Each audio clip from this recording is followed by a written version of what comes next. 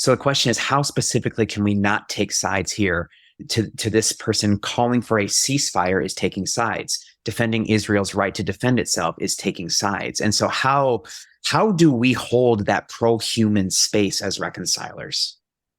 Maybe it would be nice if people would talk about the peacemakers, if people would only see the humanity in both sides, if people would tell the stories of Lila, of me, of anybody from our group, and try to have a conversation with the person that you most dislike and try to listen with empathy without being angry.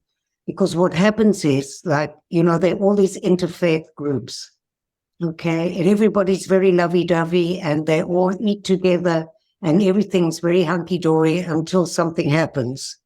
And then it's either Israel or Palestine, something happening in one country, and everything falls to pieces because nobody has addressed the elephant in the room. And if you can get to the stage where you actually trust each other, where you actually can listen without judgment, even if you don't agree, that's the beginning of the end of all of this. And so maybe you address your own situation of polarization, of pro-Jewish, pro-Israel, pro-Palestine, and try to get to the stage where you can work together to stop it.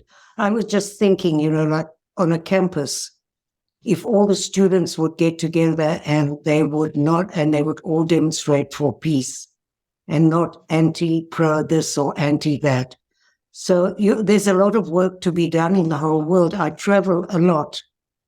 And I always take Charlottesville as an example.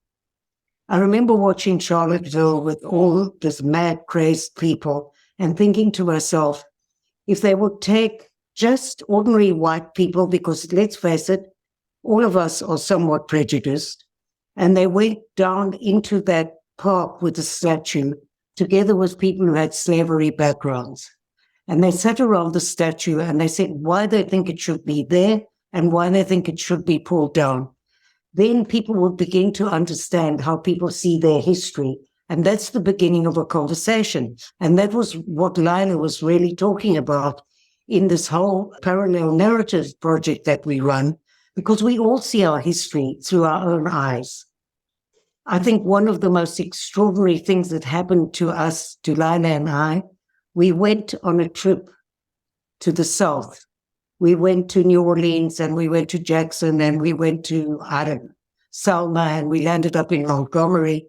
And it was quite extraordinary understanding other people's conflicts and how I think if we're talking about Israel as an apartheid state, I think we could look at Selma and Montgomery and maybe come out with the same conclusion.